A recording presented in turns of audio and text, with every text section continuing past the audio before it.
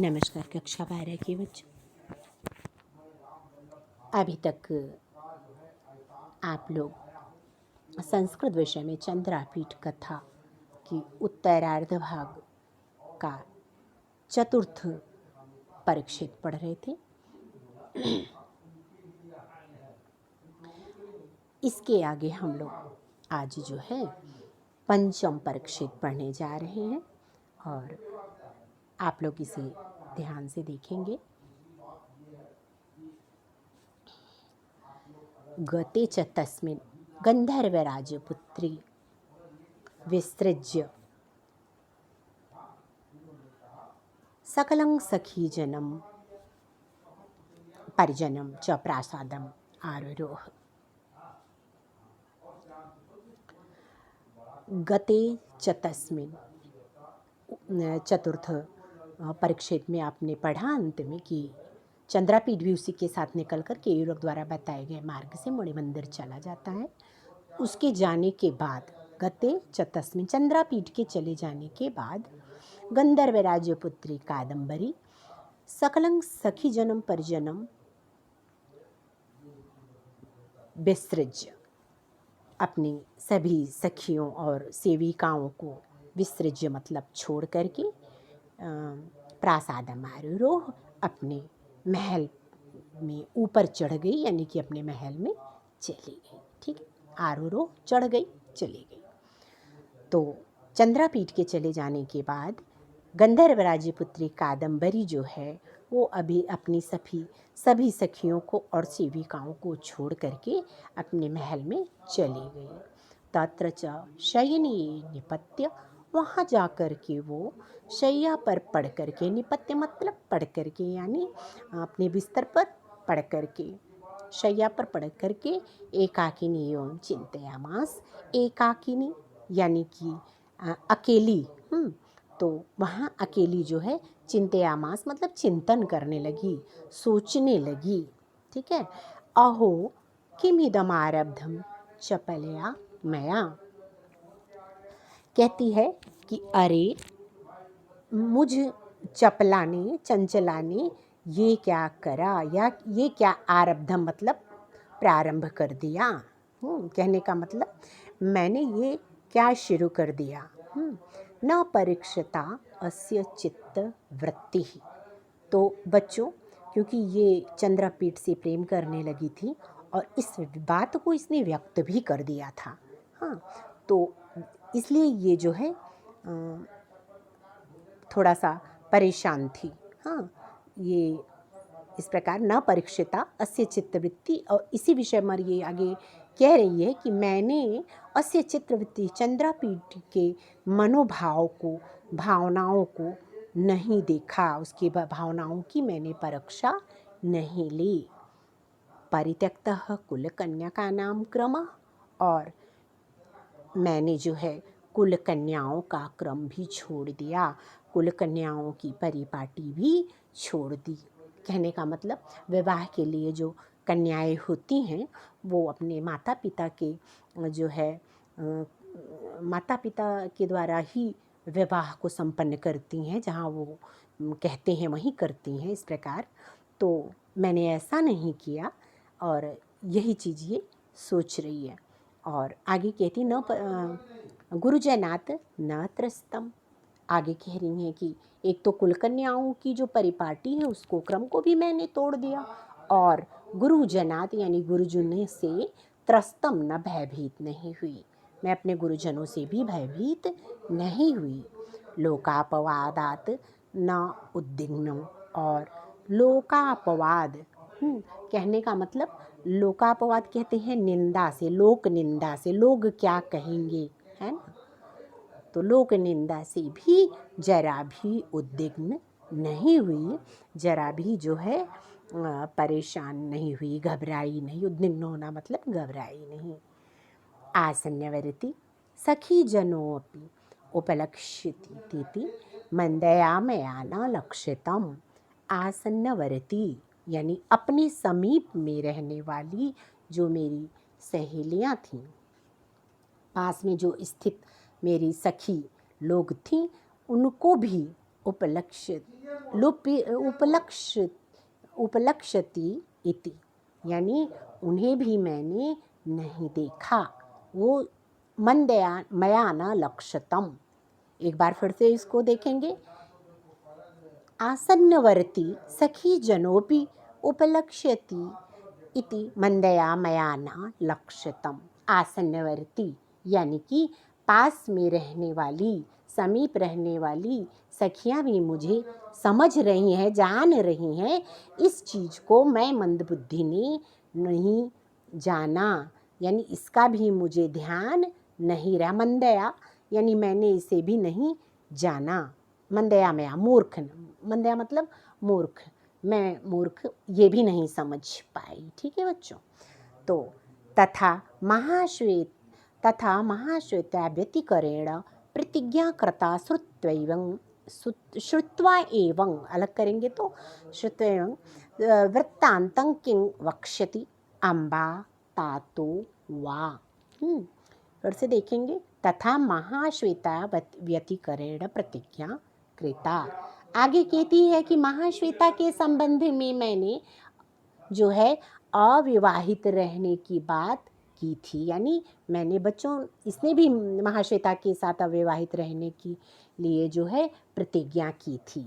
उसी विषय पर ये कह रही हैं कि मैंने जो है प्रतिज्ञा की थी, तो इस बात को वृत्तांतम श्रुत, इस बात को यानी कि चंद्रापीठ से अनुराग की जो बात मैंने कही है, इसे सुन करके अम्बा तातो मतलब माँ और पिता क्या कहेंगे। कहने का मतलब किंतु इस वृत्तांत को यानी चंद्रापीठ के प्रति जो मेरा अनुराग है, इस चीज़ को जान करके सुन करके मेरे माता पिता क्या कहेंगे, मैंने ये भी नहीं सोचा। ये जो है प्रायश्चित रूप में इस चीज़ को सोच रही हैं।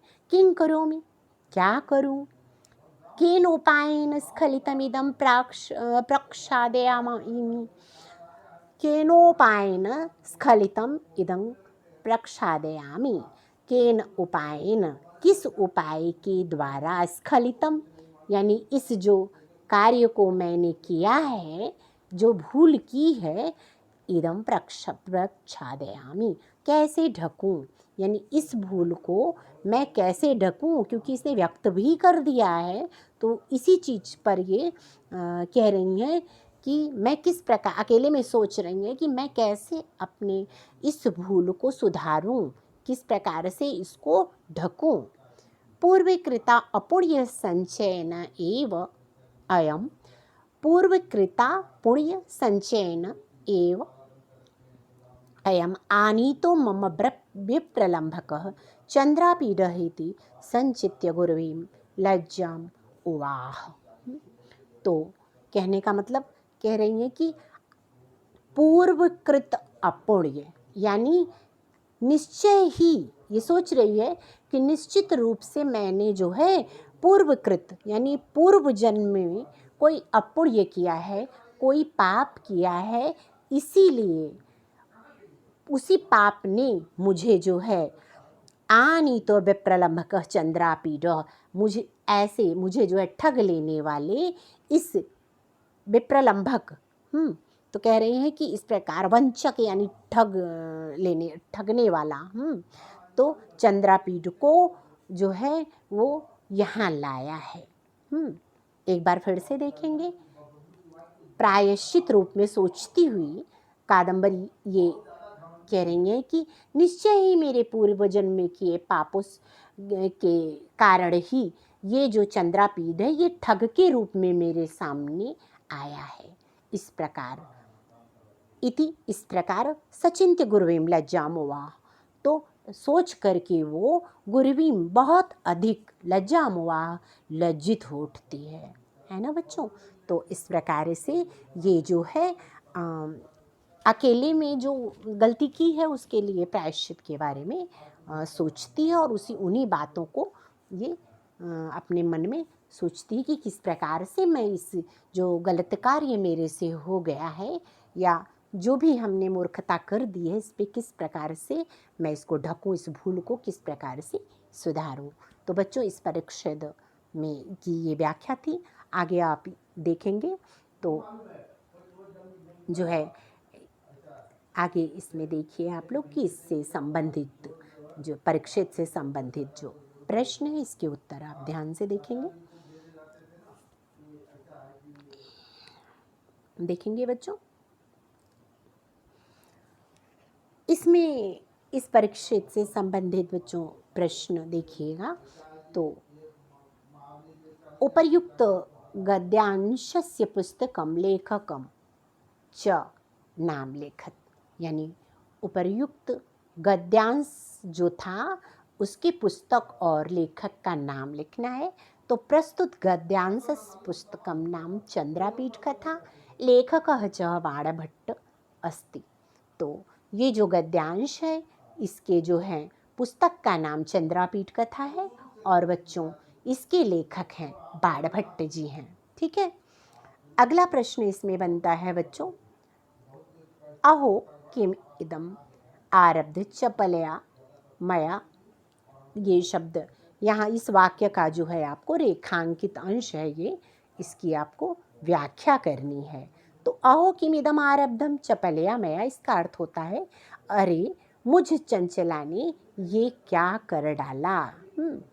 तो आगे देखिएगा, अगला प्रश्न इसमें आप लोग देखेंगे,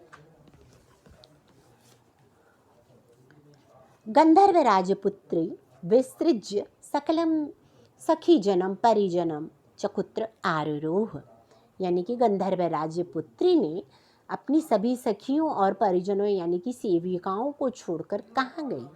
तो इसका उत्तर है बच्चों, गंधर्व राजपुत्री विसृज्य सकलं सखी जनम परिजनम च प्रसादम प्रासादम आरुरोह। तो गंधर्व राजपुत्री ने सभी सखियों और अपनी सेविकाओं को छोड़ करके प्रासादम यानी कि महल में चली गई। अगला प्रश्न इसमें है बच्चों, कस्य न परीक्षिता चित्तवृत्ति। तो इसमें आया है गद्यांश में, तो कस्य न परीक्षिता चित्तवृत्ति, मैंने किसकी चित्त मनोभाव का परीक्षण नहीं किया और नहीं जाना कि उसके मनोभाव को। तो चंद्रापीडस्य न परीक्षिता चित्तवृत्ति, तो कादम्बरी ने जो है चंद्रापीठी के चित्तवृत्ति यानी मनोवृत्ति की परीक्षा नहीं ली, उसके मन में क्या है ये नहीं जाना। अगला प्रश्न बच्चों देखेंगे, गुरु जनातन त्रस्तंका। तो कौन गुरुजनों से भयभीत नहीं हुआ, कादम्बरी, यानी कि कादम्बरी जो है वो गुरुजनों से भयभीत नहीं हुई। लोकापवाद इति पदस्य कह अर्थ, इसमें लोकापवाद शब्द आया है ना बच्चों, इसमें जो है उसने कादम्बरी ने कहा है, तो लोकापवाद शब्द इसमें आया है। तो उसका इसमें देखेंगे, उसमें कहा है कि कुल लोकापवादातन उद्विग्नम। तो लोकापवाद इति पदस्य कः अर्थ, तो इस लोकापवाद पद का क्या अर्थ है। तो लोकापवाद इति पदस्य लोकनिंदार्थ, लोकनिंदा यानी लोकनिंदा इसका अर्थ है। ठीक है बच्चों, ये पंचम परीक्षित से संबंधित प्रश्नोत्तर था। ध्यान से पंचम उसको पढ़ेंगे आप, परीक्षित को ध्यान से पढ़ करके उससे संबंधित उत्तर को आप देखेंगे और अच्छे से समझते हुए कॉपी पर लिख करके दिखाएंगे बच्चों। आज के लिए इतना ही, अगली क्लास में फिर मिलेंगे।